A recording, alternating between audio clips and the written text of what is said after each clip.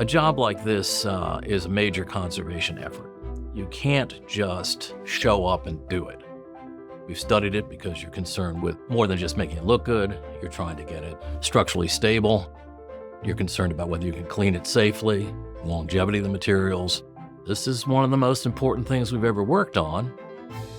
So the Four Doctors painting, it's a piece of group portraiture by the famous artist John Singer Sargent. It's an anchoring image of four of the original faculty members of the School of Medicine who helped establish not only the reputation of the school, but also its vision. So these four physicians are William Henry Welch, who's a pathologist and the founding dean of the School of Medicine, who then left to become the founding dean of the School of Public Health. William Osler, who is one of the most famous physicians of the 20th century, really. Osler has become a key ideal for the qualities within a physician that can blend science, bedside, and compassion for people.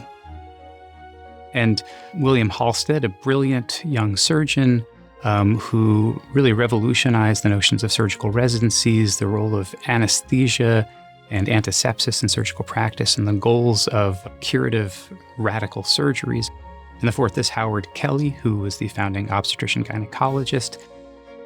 These people who inhabited these initial roles that are depicted in this painting helped set the groundwork for what became a model for medical education, not only in the United States, but really in the rest of the world as well. And the interesting thing about John Singer Sargent, his paint looks completely effortless. So when you're up close to one of these paintings, you can start to see how he actually did this. And works of art are living and need to be tended to, and especially a work of art that is so monumentally important for an institution.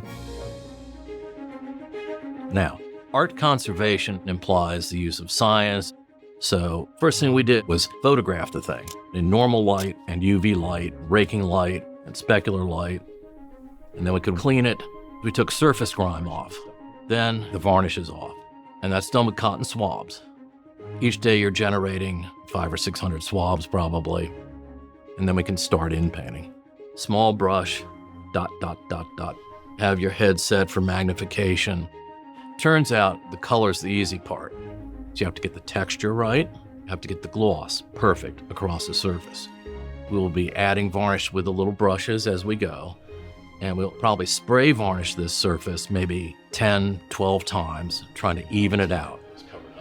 And so the work we're doing should last for several generations. And philanthropy has been key here to this story. When this painting was commissioned in 1905, it happened because of Mary Elizabeth Garrett, who is a founding benefactor of the School of Medicine. And so when it was proposed to bring this painting back to its former glory, we realized that this is something that the university couldn't do just simply on its own.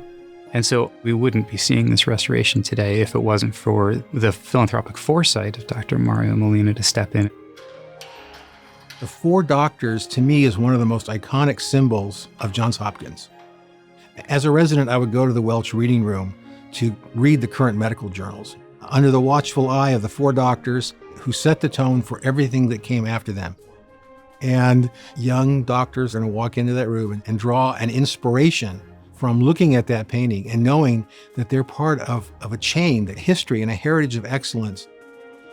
In this moment of celebrating the 150th anniversary of Johns Hopkins as a whole, this painting reminds us of these things we take for granted, where we could link the past and present to the future for many years to come.